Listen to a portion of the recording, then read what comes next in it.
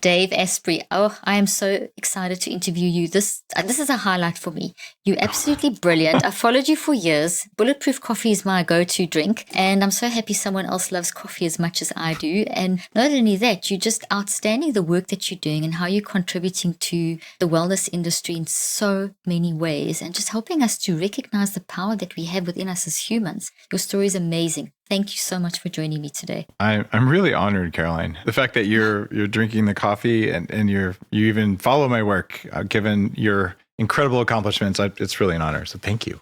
Oh, thank you. I'm really honored. Well, just tell us a little bit for those people that everyone knows you, but people that don't, just tell us a little bit about yourself. Sure. And tell us what's not in your bio. Tell us something interesting. Well, everything you do is interesting, but When I was somewhere around 10 years old, I woke up with a vampire bat feeding on my neck. And to date, I'm the only person ever to have been bitten by a vampire bat while in the United States. There, no one knows that. Wow, I love it. That's fantastic. I love that part. Okay, so Dave, tell us a little bit more about your companies and what you do, Sure. Big picture. I know there's a million things, but I love that fact. That was fascinating. I used to weigh 300 pounds, and I was a Silicon Valley computer hacker, the stereotypical overweight, drinking soda kind of person. And I had Asperger's syndrome and realized that the doctor's advice on how to lose weight didn't work. And I really got desperate because my brain was not working. Before I was 30, I had a lot of things. In fact, they said chronic fatigue syndrome, and I had prediabetes, and I had high risk of stroke and heart attack. And these are all on labs. And I'm like, but I thought I was doing everything right. I'm exercising, low fat, low calorie. Like, what's going on? And I just decided I was going to have to figure out how to hack my biology, because I figured if I can do this with computers and the doctors aren't going to help me. Yeah. And it set me off on a quest. So I learned meditation from the masters in Tibet and went to South America and talked with shamans. And I did a huge amount of research on biology and agriculture and came up with the Bulletproof diet and Bulletproof coffee. And along the way, I started a neuroscience company that people spend 5 days doing brain upgrades. It's called 40 Years of Zen, which is a lot of trauma release and a lot of rewiring networks in the brain. I've started True Dark, a company that makes the semi-blue blockers that I'm wearing, because blue blockers are actually not that good for you during the day. And a bunch of other companies, a large podcast, Top 100, and a few New York Times bestsellers, but I'm nowhere near as prolific as you. So I'm working on it. Oh my gosh. I'm just listening to that and I'm going, wow. Okay. So, I mean, that you just throw that out there like it's just so minor accomplishments. That's major. So congratulations. And thank you for what you bring to the world, because it's so valuable. It really is. And it's so helpful. Dave, before we dive into a new book, and I'm really, really looking forward to talking about this new book of yours, you are the inventor of the Bulletproof. And you basically, it's famous. I mean, it's amazing. It's one of my favorite go-to drinks, and coffee runs in my blood. I don't think I have blood, I have coffee. And you're a fantastic, you believe in coffee too. So can you talk about the benefits, what it is and the benefits? Yes. And so many people think coffee's bad, but it's so good for our brain.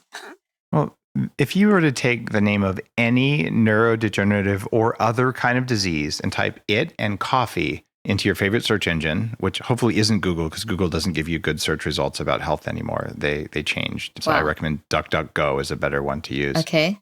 But search, and you're going to find all sorts of medical studies saying, wow, coffee makes you younger. Coffee reduces odds of dying from all causes. Coffee, and then they talk about cardiovascular and brain and Alzheimer's. So just black coffee is way more of a superfood than kale will ever be. And so for that reason, coffee is no more of a vice than water. Just don't drink it before bed, and it's good for you. And Bulletproof coffee is a different animal, because when you drink coffee and then you get jittery or angry or you get cravings afterwards, it's not the coffee, it's how the coffee was processed. Because mold toxins will grow in the coffee, and they are limited in South Africa, they're limited in China, they're limited, in fact, in all of Europe and Japan, but not in the US and Canada. So then people who can't sell their coffee with just parts per million of very strong toxins, they'll send it to the US, we drink it, and we get cranky. So I quit coffee for 5 years because it made me angry. Finally, I said, all right, I'm making coffee that's lab tested, that's free of these toxins. And that's the Bulletproof beans. And to make it, you brew the coffee, you add grass-fed butter, just a little bit's fine, and you add something called MCT oil, which is something that was unknown largely and something that I popularized. And MCT oil, my company calls Brain Octane, is a source of energy specifically for neurons in the brain. They're so energy hungry and they can eat glucose, blood sugar, like they normally do. But if you give them access to these things called ketones, they go crazy and you get this state of clarity and it turns off your hunger. So people have been using that for about 10 years since I came up with it. And the spark for it was having yak butter tea on Mount Kailash in remote Western Tibet. Wow. I was learning meditation from monks and a little Tibetan woman gave me some of this weird drink and I just felt so good. I came back and experimented to create that effect and even funded research on why it works. So it's real. People lost 1 million pounds on the Bulletproof diet. And at this point, there aren't a lot of skeptics. There are people say it can't work, therefore it doesn't. But those are usually people who have a lot of weight to lose.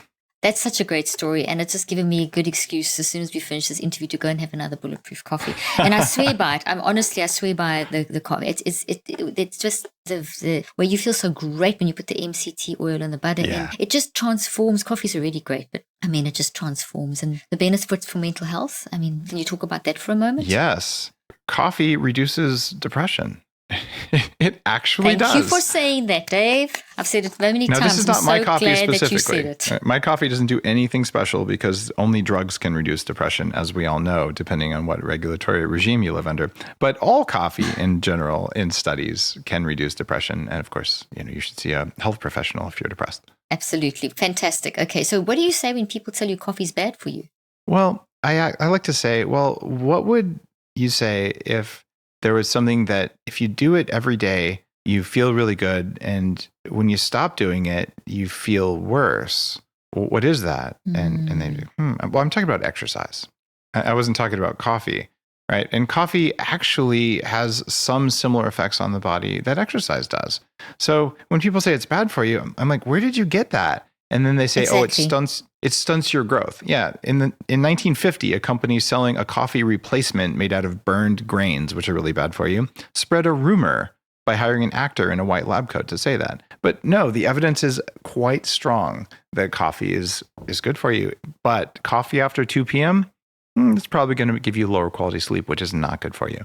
The evidence is very strong. Up to 5 cups of coffee a day has increasing levels of benefits for reducing all-cause mortality and many of the diseases of aging. And it tastes good. Exactly. I mean, you can argue with what you've just said. Perfect. You are very well known and very much into biohacking. Can you just talk about it? What is a biohack? Sure. How does it work? What's too much? What's too little? I spent years running an anti-aging nonprofit group that was 4 minutes from Google's headquarters in Silicon Valley. And I could never get anyone under 60 to show up. Wow. But I just thought, well, wait a minute. How do I bring together bodybuilders, astronauts, neurologists, neuroscientists, and anti-aging doctors, and functional medicine? How do we get all those people to talk? There isn't a word for this. So I came up with the concept of biohacking, gave it a name, did not trademark the name, and built a conference that's been thriving for 8 years now. And the definition that I wrote was the art and science of changing the environment around you and inside of you so that you have full control of your own biology. And that's because our brains, our minds, our genetics respond to the world around us. And that's why I'm wearing these glasses, because I'm telling my brain, hey, there's less blue light than there actually is. I'm changing my environment so my brain will do what I want, which is be focused. And suddenly that's a uniting element that allows someone who says, I want to get swole, I want to be a bodybuilder, with, say, someone who's, you know what, I just want to be a good mom for my kids, but I have a really hard job and a 2-hour commute, and I don't want to be tired when I get home. There's different types of control. I want to deal with my trauma. I want to get better. And I want to, focus. I want to write. I want to dance. Whatever it is, it's control. Would my body and my mind just do what I want instead of doing what they want? Because I didn't have that when I was young. Brilliant. I love that. Dave, as you know, I'm in the field of mind and brain. And that's like the biggest thing I tell people is your mind is the first cause. It's like if you want to look at method, if you talk physics language, it's the first cause. And you have to get your mind right. So you've actually helped people to recognize the importance of the epigenetic environment and made something, and you've made it very accessible. What about, is there a danger in like too much, too little? How do we keep this balance? How do people navigate this world of biohacking? Because there's so many with the wellness industry. You know what I'm talking about. There's like, this is the only way and this is the only way. And I fell for that. When I did that, all I have to do is exercise more and eat less. And then I'll lose weight. And after 18 months of working out 6 days a week for an hour and a half a day, I looked down and my pants were still a size 46 and I still weighed 300 pounds. And I went to the fast food restaurant with my friends and I had the chicken salad with no chicken and no dressing. And I'm like, I must be eating with no chicken and no dressing. I'm sorry, I had to comment on that. That's all right. But I mean, I was really doing this. And I looked down and thought, maybe I'm just having too much lettuce. And then but my thin friends who don't work out are all eating, double cheeseburgers. Like something isn't working. So here's how to navigate. You actually measure your results. And if something is supposed to work and it doesn't actually work, do something else. And it's amazing what happens there. And what I've discovered and what I think is so important on my own personal development journey that involves neurofeedback and meditating around the world and all kinds of practices, whatever I can think of that might work. It's that if you have more energy, personal development and healing the brain and changing your thoughts, changing your emotions, being less reactive, all of that's easier when raw power in your cells is higher. Totally agree. For me, Bulletproof Coffee, and I'm not trying to sell that.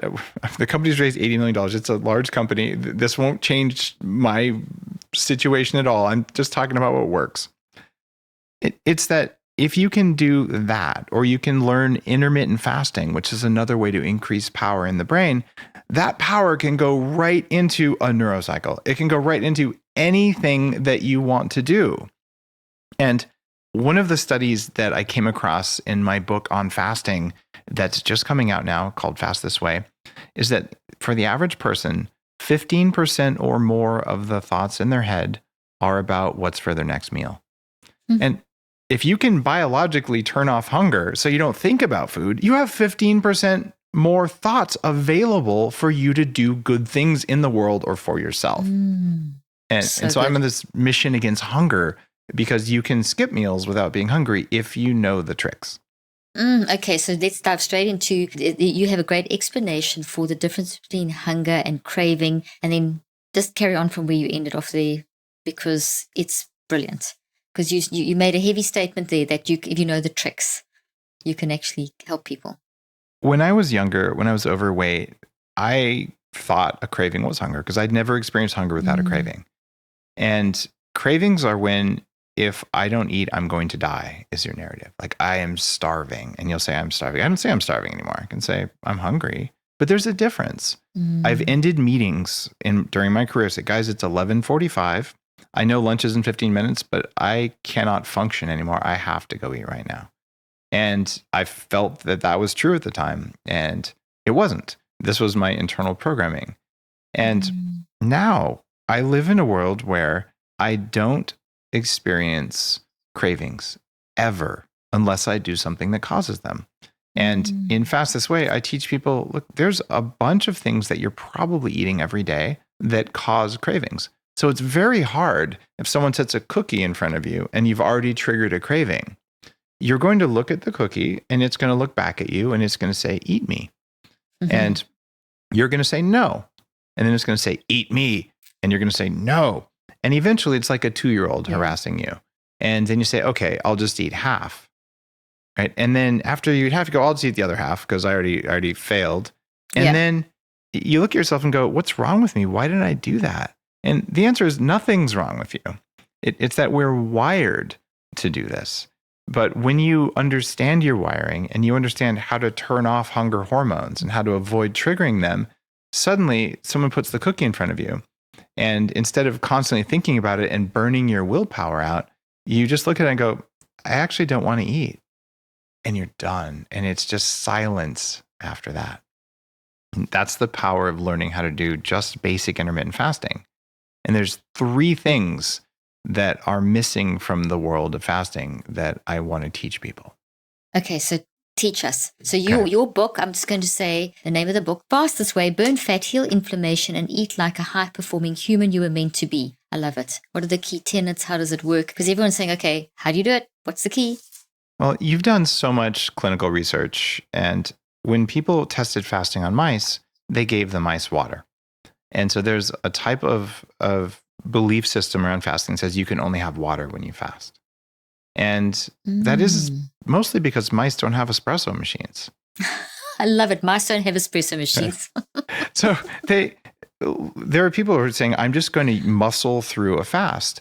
And that's fine if you're some kind of health influencer and you don't have a family and you don't have demands on you and you're just going to, sit there and relax, right? But for a lot of people, we actually have a life. Yet we want the metabolic benefits, we want the aging benefits, we want the brain benefits of fasting, but there's already enough of a load on us. So there's 3 things that are magic for this. The first one is, you're going to love this, it's black coffee. And fantastic. A new study came out from the University of California at San Diego, and they showed the amount of caffeine in 2 small cups of coffee actually doubles the production of ketone bodies. That's phenomenal.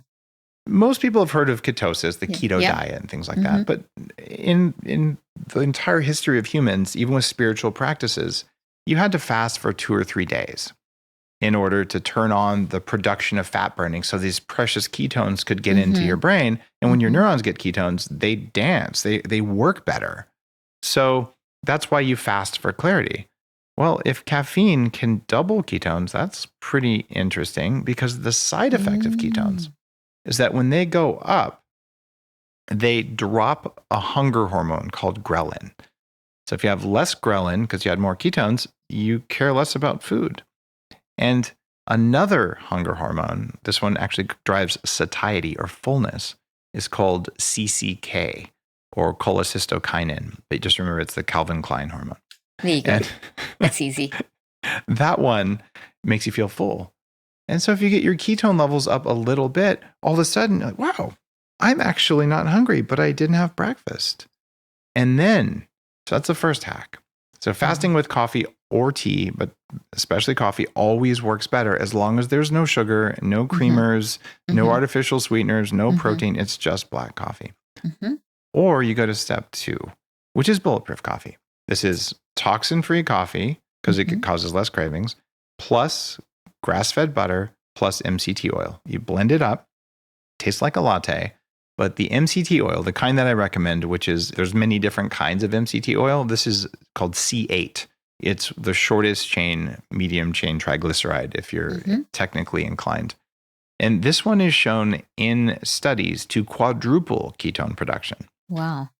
So now you've got a level of ketones of someone who might have been fasting for 2 days, and you did it for breakfast instead of breakfast. Oh my gosh. I love that. That's a serious biohack. It is. And people say, but you had calories. You can't be fasting. And this is a dogmatic belief system, because what fasting really is fasting is just going without. It's teaching yourself to feel safe going without something. And it turns out when you go without sugar and carbs and you go without protein, the metabolic pathways that benefit you for fasting stay turned on, and coffee accelerates them. So this is a way to not feel hungry and to not crash, have a blood sugar crash and just not feel bad in the middle of your day. So now you're at high energy output as if you've been fasting for 2 days within a half hour of drinking your bulletproof coffee. You don't have to do this when you're fasting. It's not a requirement. But especially if you're just getting started, if you have some weight to lose, this is a way to not suffer and to have more brain energy, which is what I want, is what everybody wants. Exactly. It's incredible. That's incredible. The third fasting hack is one that has never been written about in any fasting book out there. And I just have to diverge a bit. Writing a fasting book is really easy. Step 1, don't eat for a while. Step 2, here's a bunch of science that says it's good for you, because there's a bunch. Okay. Yeah, there is. That's not this book. No, it's not. This book is amazing. Thank you. What's happening with the third hack is called prebiotic fiber. And this is a type of fiber that you can't digest, but your gut bacteria that largely control many of the neurotransmitters in your brain and your energy levels, they can digest it. So you feed the good bacteria, but you don't feed yourself. And this prebiotic fiber, in addition to in dozens of studies making you live longer, it's also shown to suppress hunger. So when someone's getting started, thank you. When someone's just getting started, black coffee, a little bit of grass-fed butter. It doesn't work if you use the normal, even organic butter. If the cows don't eat grass, they don't make the right fats, and it doesn't work. and you add the MCT oil, you blend it. C8 and then MCT oil. C8. And they can find that they just got to look. You can look online. Bulletproof Brain Octane is the one that I manufacture, and I'm not here to sell my stuff. There are other brands. Mine is thank you. It's the best. Mine is triple distilled, made in the US, only from coconuts. Like I did all the little processing steps right because I really believe it matters. Yeah, you know what you're doing. At scale. Thank you. And you do that and you add 2 scoops of prebiotic fiber. There are many brands of that as well. The one I make is called Inner Fuel. And things like acacia gum are in it and other things that don't raise your blood sugar. And so as long as when you're fasting, you don't drive your blood sugar up and you don't eat any protein, because protein changes levels of something called mTOR in the body and it turns off the benefits of fasting. But when you do that, you totally feel different. And I am, for instance, right now on about hour 52 of a fast. Wow. So I haven't eaten in 2 days and change. I had lunch a couple of days ago, basically. Wow. This is my 4th interview of the day. My brain is totally on. And yesterday I had some Bulletproof coffee, which got me through the first 2 days. And today, anyone who's fasted for a couple of days, you're just not hungry on the 3rd day anyway. So I did have black coffee though. So I'm using my fasting hacks. And why am I doing that? Well, I don't have weight to lose. I'm doing that because it makes you younger. No one knows that I'm 87 years old. Well, not really. I'm actually 48, but the idea that fasting does make you live longer is very well established. And most people think that fasting is a form of self-deprivation and it's miserable. I used to believe that because we've been told since we were kids, eat 6 or 8 meals a day, otherwise you'll go into starvation mode and then you'll store fat, which is absurd on its face. Absurd. Starvation mode happens after about 90 days.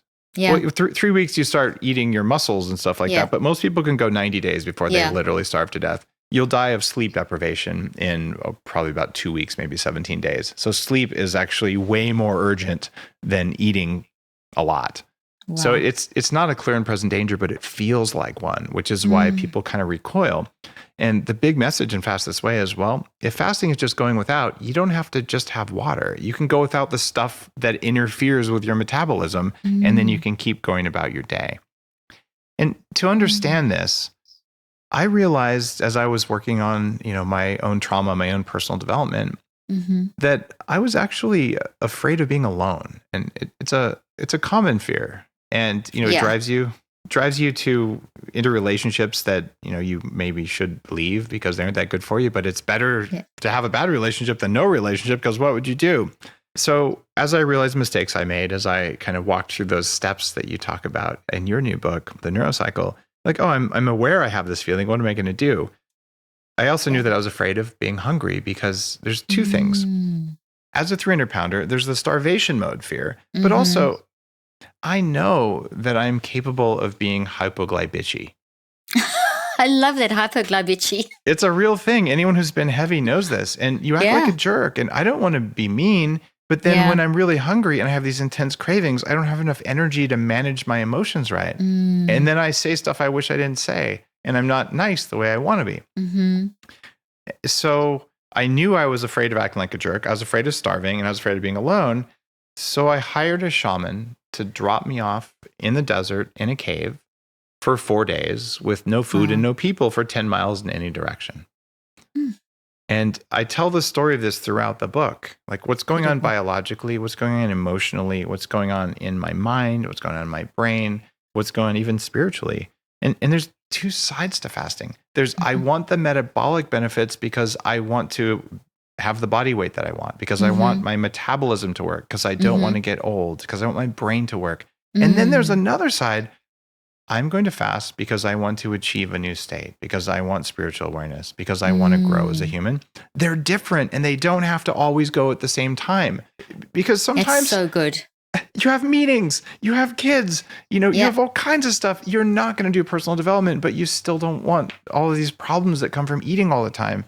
I wanted freedom during the week. And then on weekends, if I have time, I'll do my personal development, or maybe I just won't. And it's okay.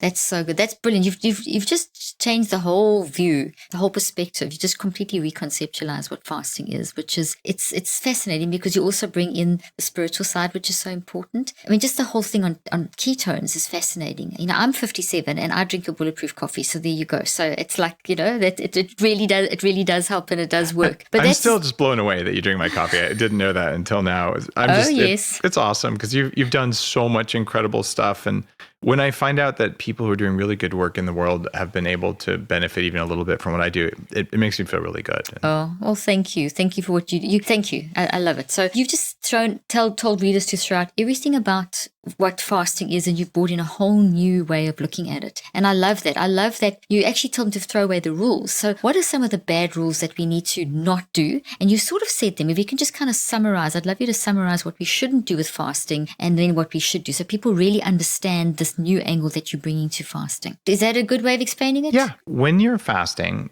decide what you're fasting from. Going without. There's a type of fast called eating healthier. It's going without junk food. And you say, I'm going on a junk food fast. I'm not eating junk food for the next month and we'll see what happens. Okay, you actually did fast.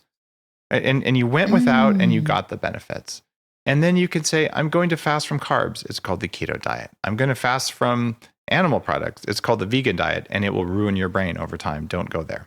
Yeah, I agree with you. You do? Totally. Okay. I was guessing you might because you study the brain. Yeah, totally. Okay. And by the way, I was a raw vegan for a while. It took me a long time to heal my brain from what I did to myself. Oh gosh. That lasted about a week in my life, just as an experiment, and realized this is definitely not good. Your sense of self-awareness is greater than mine. So I want people to understand any decision to say, I'm not going to do X, it is a type of fast. And usually the reason we do things we think we have to do is because we think we have to do them.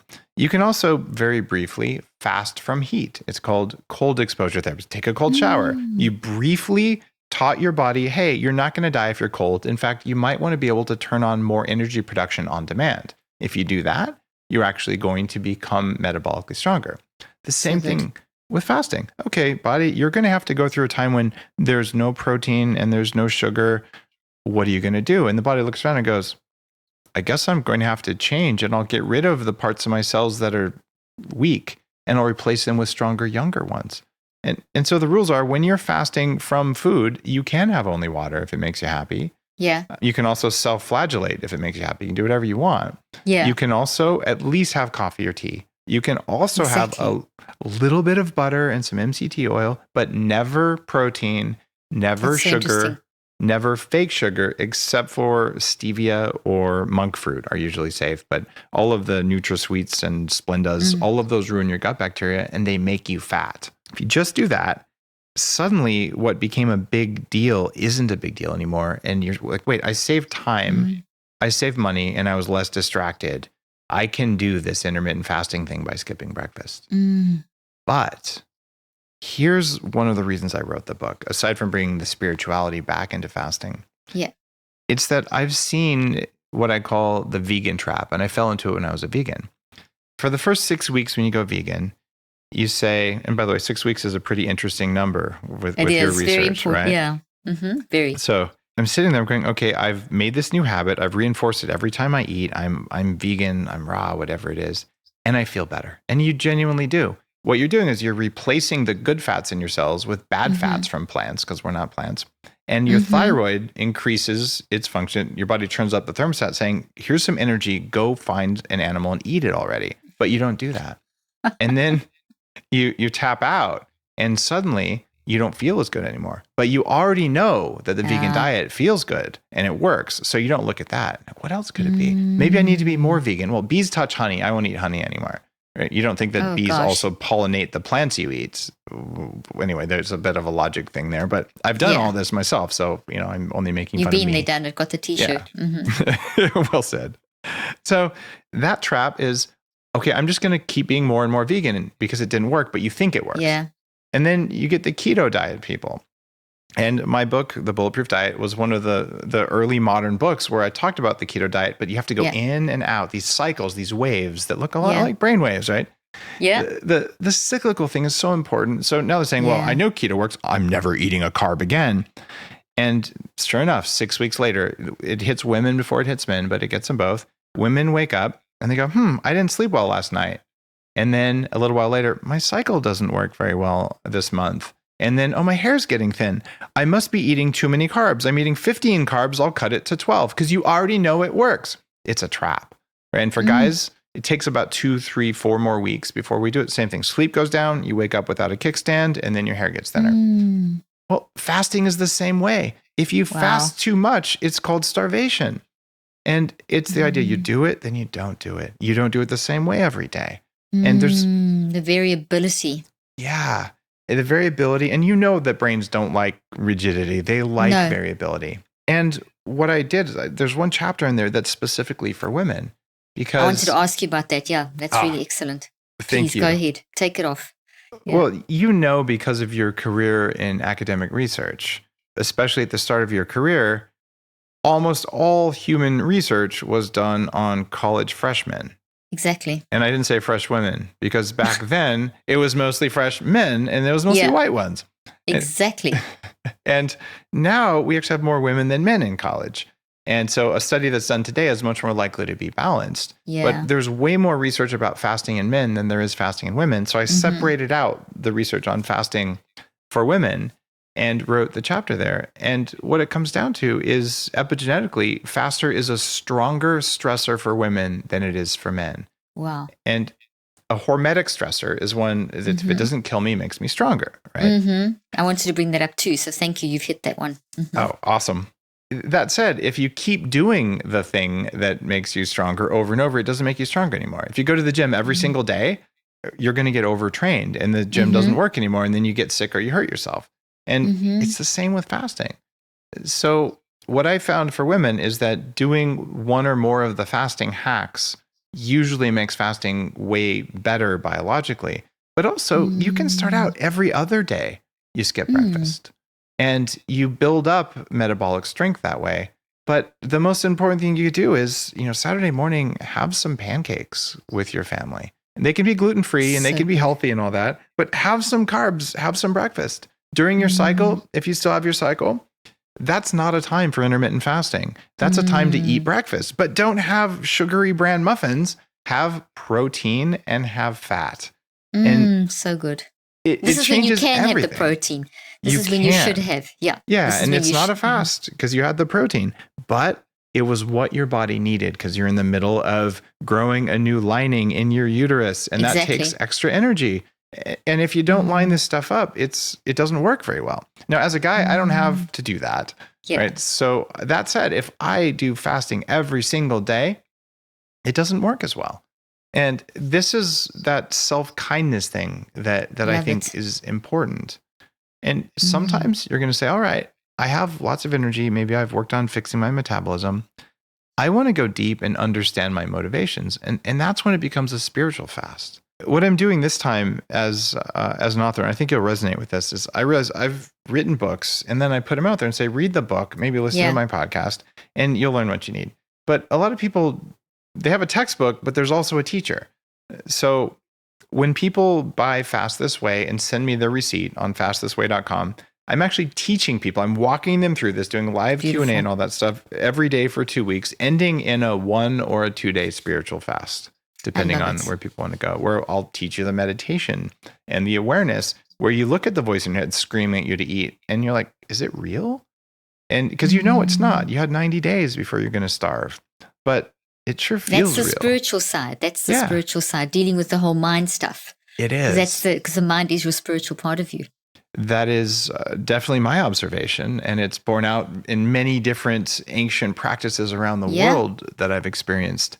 And so just understanding, okay, what's going on in there? It's actually kind of the first step of what you teach in the neurocycle. Yeah. And it's sitting down, but you got to feel the feelings. Yeah. And it's just, if you're busy, do you really want to feel the feelings? With a kid hanging off each arm, trying to do a Zoom call, trying to order groceries or whatever. No, you actually didn't want to, because they weren't going to help you there. They were just an additional stressor. And so this idea, how do I combine being kind to myself with a focused spiritual practice at the right time and place, and the rest of the time, just how do I have my pants fit right? This is so good. I love everything that you've said. The variability is such an important factor. That spiritual side, I'm so glad you brought that up, because as soon as people talk about spiritual, they think, okay, all the religious kind of stuff, all the very extreme. Whereas you are actually bringing another level of spirituality that really resonates with me, and that's get your mind right. Why are you doing this? What you've get in touch with. And we've spoken before when you interviewed me on your podcast, and us saying about how the mind is 90% of who we are. It's actually 90 to 99% of who we are. Our biology is 1%. So if we don't pay attention to our mind, and Dave, we've become so focused on the biology and the biology is important. You can't have the biology without the mind, but we've become focused on the 1%. We've forgotten about that other 90 to 99%. I'm hearing you say that that's an extremely important part. So when you're talking about fasting in terms of the spirituality, are you talking about diving into understanding our mind? Have I understood you correctly? It is exactly about understanding your mind. And fasting creates extra energy from ketone bodies. And it also clears out something. What a lot of people don't understand is that when someone tells you, oh, this food is packed with potassium, therefore you should eat it, that is not science. Because if I gave you a bowl of cyanide that was packed with potassium, you would laugh at me, right? Exactly. Well, you have to look at the inflammatory molecules, the plant defense systems that are in food, and you have to look at what's good in it. And what I didn't know when I was a vegan is that vegan protein almost always comes with something called phytic acid that blocks your body's ability to absorb minerals from the plants. It's frightening. They put it in there because plants don't want animals to eat their babies. So they know that if we keep eating it, we will become mineral deficient and there will be less of us. That's brilliant. The whole human condition has been, what are the foods we can survive on during a famine? And let's eat those. And what are the foods that are ideal? And let's eat those when we can. And it turns out that grass-fed or wild-caught animals are a very important part of our diet, especially the fat for our brains, because of something called myelin that you know about very, very well. And this is why traditionally they would cut the fatty hump off the back of a buffalo and they would take out the liver and they'd give it to the pregnant women and the kids so their brains and their hormones could grow and they could grow healthy babies and healthy kids. Incredible.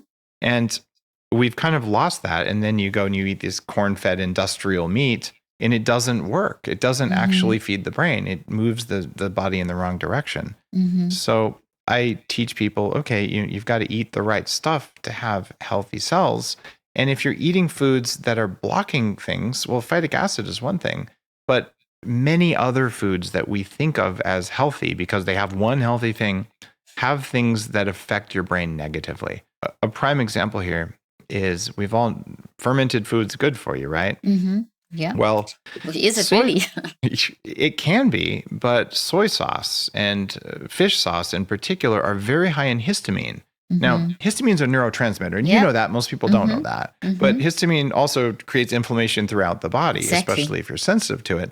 So, wait, is it good or bad? Well, if you're fasting, it doesn't matter because you're not eating any plant toxins. And therefore, you get additional clarity, and you can actually peer into your brain without this fog of stuff you were eating that was messing with you that you didn't even know about.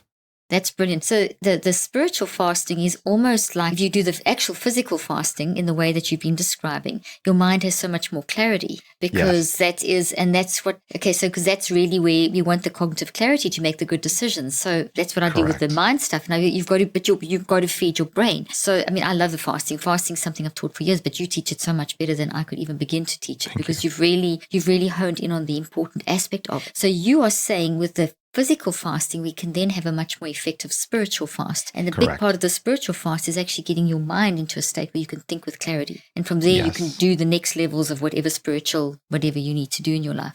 Have I heard you correctly?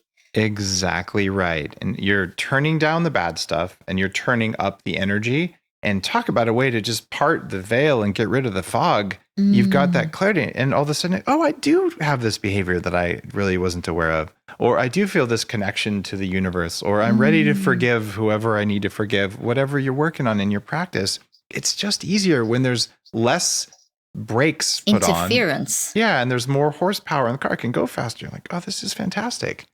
That's so good. Less breaks, more horsepower. You can actually then get into the stuff that needs detoxing. So it's kind of like you're building your brain. You are healing your brain. You're opening the windows. Yeah. You're cleaning the windows, whatever you want, whatever analogy when you're doing the fasting. And I love the fact that it's the variability side of it, because that's so vital in mental and brain health is variability. It's vital. So I'm so glad you said everything that you've said has been phenomenal. I could talk all day to you. This is just fantastic. People always think of stress as negative, and one of the things that I teach is that you can make stress work for you and not against you, because stress is actually very, very good for you. And in fact, when you have the right attitude to stress, you increase your blood flow to your brain and oxygen to your brain, so you can, you function with that clarity you were speaking about a few moments ago. So fasting actually puts us into good stress, is one of the ways of getting us into good stress. So that's how I understand from fasting, and I understand how to teach people how to do it with their mind. Could you enlighten us more as to why stress is actually good for your body and how fasting can help us with that?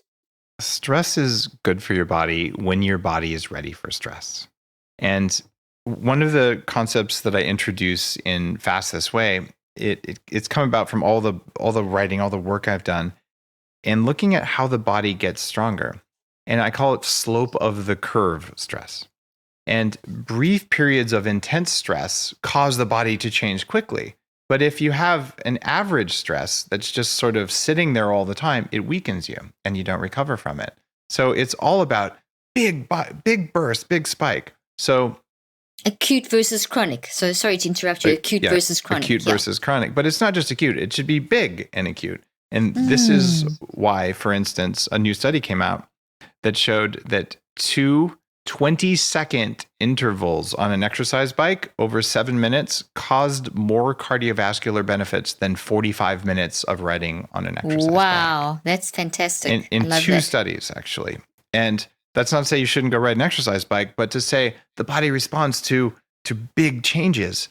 So with fasting, you go without food for a time, and the body says, wait, but I'm used to having snacks all the time. I don't have anything. What am I going to do? Right? And that's pretty powerful. And this is good, but if you're on your cycle, which is a source of stress, or if you slept poorly last night, or if you're sick, you might not want to fast. Although one of the chapters in the book contains something very interesting that's also missing from the world of fasting books. It's that depending on what you're sick from, fasting could save your life, or it could make you much more likely to die. And here's the short version of that. There's more in the book. Okay. If you have a viral infection, you should eat carbohydrates, but not sugar. Sugar suppresses immunity, but having enough carbohydrates to fuel your immune response is important. But if you have a bacterial infection, you should fast, because your chances of living go way up. And this isn't what they do in hospitals. This is what we should do in hospitals. And I didn't make that up. This is real research. No, this is real research. I've read this chapter and it's fascinating. And I agree with you. Hospitals have the worst diets. You see a surgeon coming out of there, and they go to the machine and they're drinking a Coke, and you see the food being, it's insane. So, but that's fascinating. If it's a virus, you fast. You eat. If it's a bacteria, you should fast. And people don't know this. This book is phenomenal. It's filled with stuff that you actually just need to know. It's life-saving stuff. And the acute, what you indicated there with the acute, big burst of acute stress is so important, because when you're dealing, like, for example, when you do a neurocycle, when you do any mind work, or you go to therapy, or you're dealing with a mind issue, you will get an acute burst of stress that's actually good for you. You'll feel awful, maybe, but then the after effect is because you've put your brain into that healthy state. So can you imagine if people can marry the fasting with the mind and then learn to get that integration going, we're going to be so much healthier, which is what you talk about. We are healthier. And in terms of spiritual fasting, there's 3 levels of spiritual states that are sought after in Buddhism and Hinduism, and actually in every kind of meditation practice I could find around the world. The first one is empathy, the ability to feel empathy with other people. And our mirror neurons help us do that. And in fasting, it actually works against you, because everyone who sees you not eating has empathy for you because they think you're starving from their programming, and then they try to put food in your face that you don't want. But empathy is an important thing to develop. Yeah. But that means you feel everyone else's pain, which you don't have to do. And the next step of that is compassion, which is where, okay, I see that you're in pain. I don't have to take it in, but I can feel compassion for you and a desire to help. But The hardest state to reach is called equanimity, which is one where you can fast in the middle of a hurricane, where you can see that there are people who are in pain or people who would like help, and you can choose to help them, or you can say, it's not the right time for me to do that. And you can do it without causing yourself harm or pain, right? So you're able to show up as yourself in any situation without being pulled around, without being reactive. And I believe that fasting as a spiritual practice helps us get there because it helps us to erase those beliefs, the things that neurocycle works on. I am going to starve if I skip lunch. You're not. You're definitely not going to. That's so brilliant, because one of the things that I teach as well is that you can actually be proactive in building resilience into your brain. So you can almost, like, we can't predict what's going to happen trauma-wise or circumstance and events, but we can train ourselves to be responders. So you can literally build neurocycles into your brain that help you to be proactive in. And so when you hit a crisis, hits you, you draw on that wiring that you put into your brain. So you can literally pre-plan, you can pre-build general neurocycle ways of thinking. And if I'm thinking, that's what you're doing with the fasting as well, because the fasting enables the brain to be in that very clean state that it can actually access the neural pathways that will help you have wisdom in the situation, because we want wisdom to respond. Reaction doesn't bring wisdom, but responding brings wisdom. And the fasting accelerates that. That was just a thought that was going through my head as you were explaining that. I thought that blend is excellent. You nailed it. I mean, we're in full agreement there. And after more than 10 years of practicing fasting, I think it makes you a better person if you do the spiritual work. But if you always fast in the way that's most painful and difficult, it'll actually create chronic stress in your life. I love what you just said. It'll work against you. That's so good. You've set people free, because people think fasting, that it's got to be painful and traumatic and hard and rigid and that's not what it is. You brought a whole new pick. This book, everyone has to get this book. It's fantastic. Okay, last question. What is your favorite go-to meal when you've come off a fast? So you're on a 50-hour fast at the moment. What is your plan for, like, when are you coming off it, and what would you eat? What would you recommend? Well, a lot of people recommend some kind of weird green juice. That is not advisable. Green juice is hard on the gut, believe it or not, especially if it has kale or chard or spinach. So don't do that.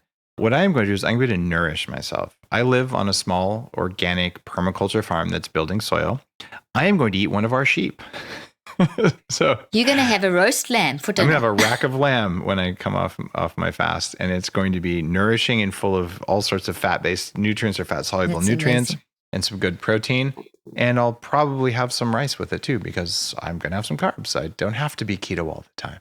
That's amazing. And what greens would you eat? Because I know people are thinking in their mind now, would you eat greens then or not? I would not absolutely eat some vegetables. I would say broccoli. I love fennel. I might do a salad, but I will not have baby spinach. I will not have baby kale. Those are not good for your kidneys. They're not good for your joints. They're full of one of the plant-based toxins that makes you hungry. Wow. You just set people free from kale when people think kale juice. I remember Dave also getting on that whole thing with having the juices and thought, I can't do this.